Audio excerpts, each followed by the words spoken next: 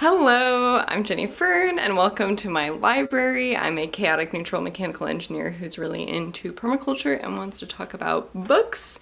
So let's talk about books. Today, I'm doing this fully on an impulse, so I'm just gonna go for it. Do what I've been staring at the last few minutes, which is my artwork. I didn't make these. Anyway, today we are going to be pairing artwork in my house with books. I love artwork.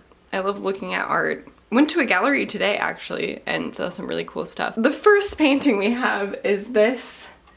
I don't know what it's called. I think it's like Dog with Water Bowl or something like that. So playful and cute. It features a dog. And this reminds me of Timbuktu by Paul Auster. Timbuktu is a short novel about a dog, written by a dog's perspective. So when we first meet our dog narrator, he is living with a man experiencing homelessness, and he himself is in that same situation because he's living with this man. They're out looking for somebody, and the dog's owner is dying. And so this dog is having a bit of a crisis in some ways. As you can imagine, it is quite sad. This painting is not. This is cute. So now we have this piece over here. This is also by Susan Hall. I absolutely love this.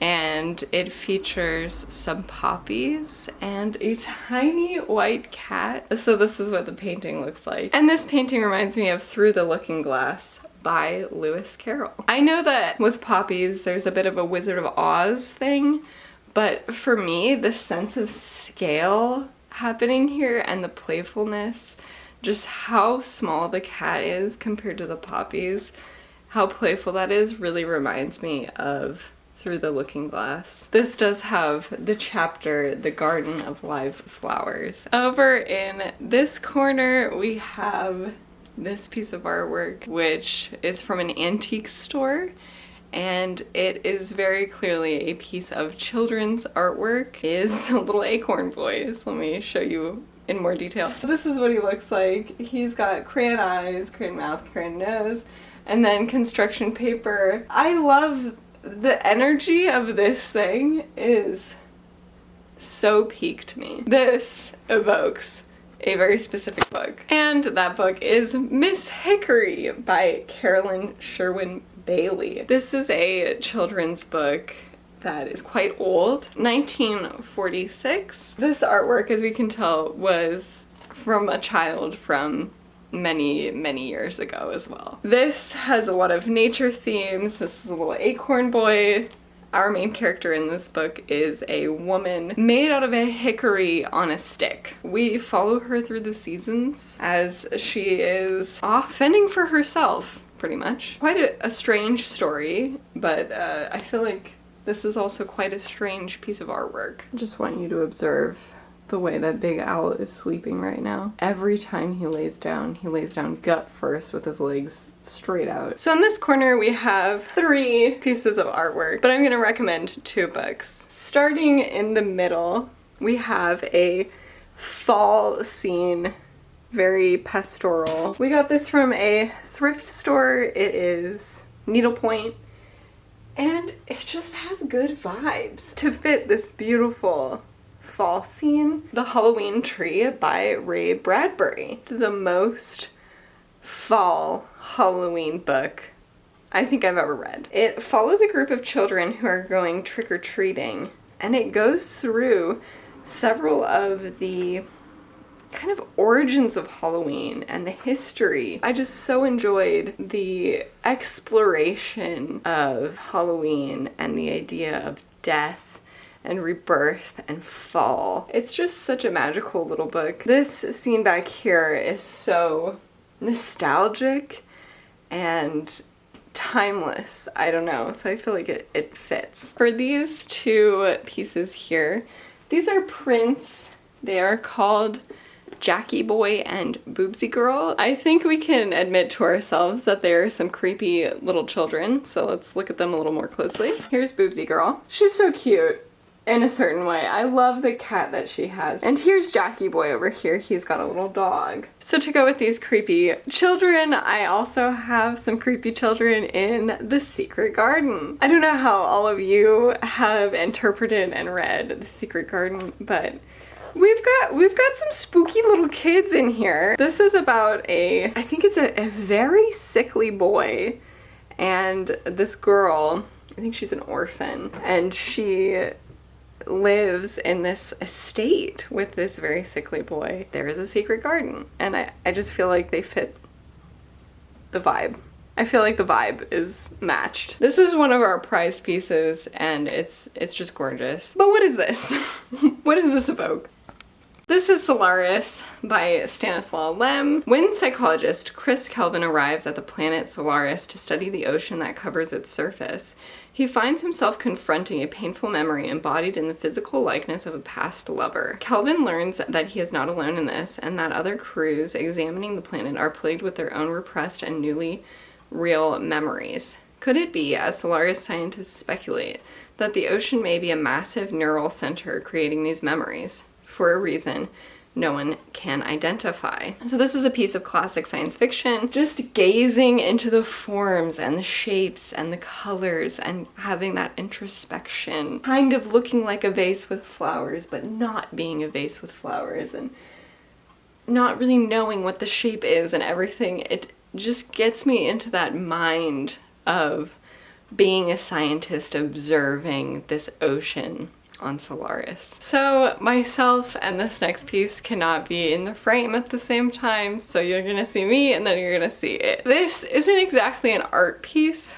This is a clock that we got at an antique store. I really like it. So you're also gonna see a cobweb. Don't be alarmed. We have Daddy Longlegs up in this corner. This clock reminds me of Sideways Stories from Wayside School by Louis Sachar. It just has that old school vibe. I did read it recently.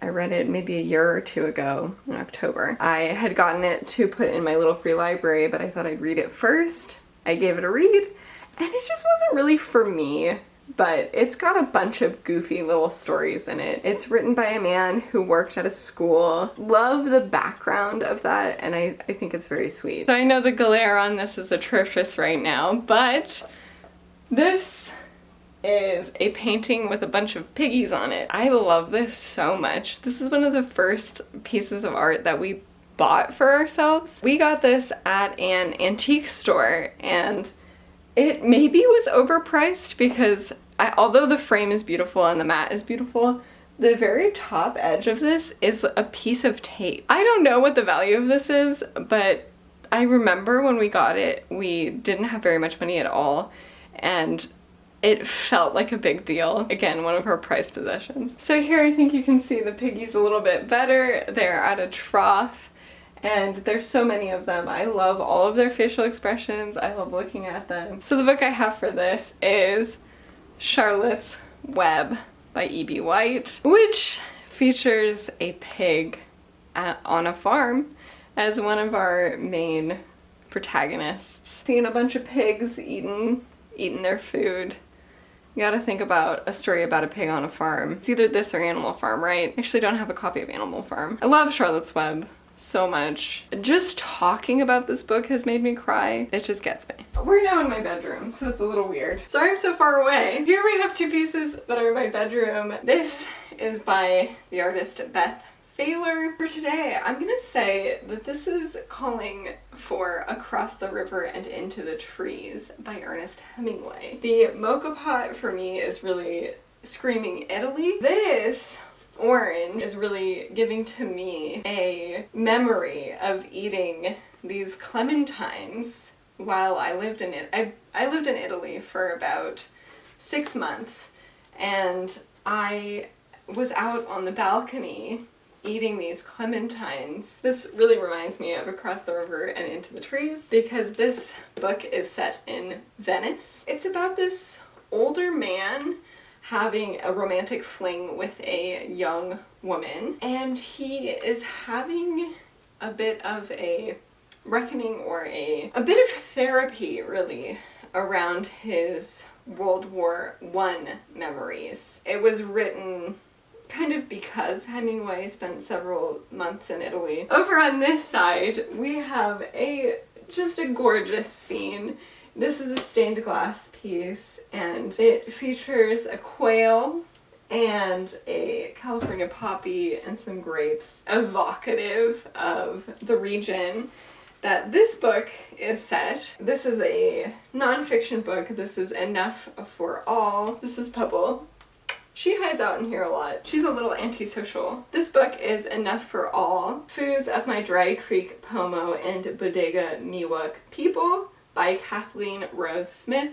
This is about Indigenous food practice in the Sonoma County area. Obviously, we have different borders now than existed in the past, but those people still exist. This imagery is just so quintessential Sonoma County, California. This painting here I picked up for free on the ground from one of my neighbors when I was walking around with my dog.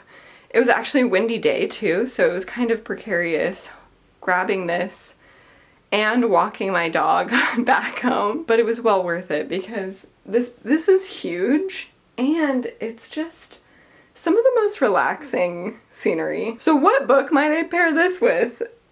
I don't think you'll ever guess. The Terraformers by Annalee Newitz. This is a science fiction novel all about terraforming a specific planet. Such an excellent exploration of science fiction. You can kind of see where I'm getting this from because some of it is on the cover. Like, this scenery is so similar to what we see here. And I have to say, that is precisely the scenery that I was picturing in the beginning of this book when the planet is still very nature focused and very forested, very ecological. Now we can look at it a little closer. That's what it looks like. He's so cute. That is all of the artwork I'm going to go through today. I hope you enjoyed this video. It was a fun idea for me. I love looking at the art that we have in our house. I also love books, obviously. Let me know if you saw any piece that you were like, oh, this reminds me of this book. I would love to hear what you thought in the comments. If you enjoyed this video, please consider recommending it to a friend who would also enjoy it. Consider liking and subscribing, and I will be back again soon.